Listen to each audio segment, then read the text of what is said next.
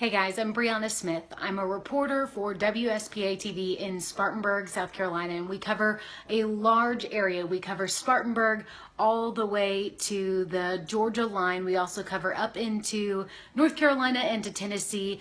And today, Melissa Robinette has asked me to kind of outline how I find my story ideas and why we cover what we cover. And the best way to explain this is to go through my morning routine and what I do to actually find those story ideas. So I want to show you a couple of websites on what we do.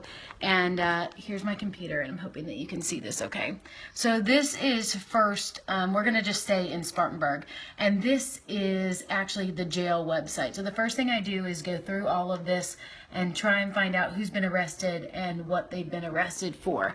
And we cover a lot of crime in the news. And so this is actually very helpful because it shows us what happened the night before, so we can call the sheriff's office and call our contacts in the morning and ask them exactly what happened. Another website I really use is Facebook. And I know that that sounds silly, but a lot of the departments now have Facebooks, and that's how they get information directly to you, and they also get information out to us, like this, which is a suspect vehicle that was used in a crime, and that's the way that we can get information out to you fast as well.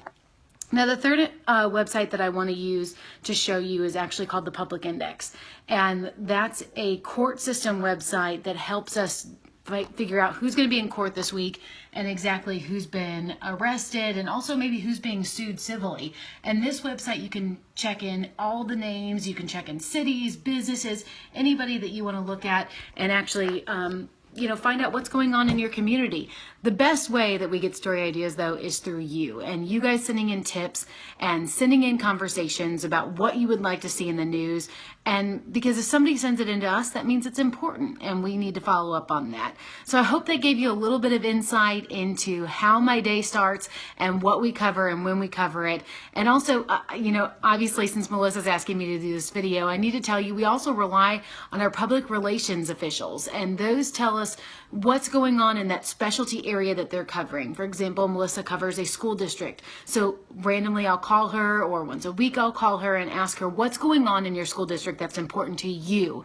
Because once again, if it's important to somebody who calls us and gives us that information, then we want to make sure and put it on the news as well, because it's important to a lot of people. So I hope that helps. And if you have any questions, feel free to email me directly at bsmith@wspa.com. Thanks so much.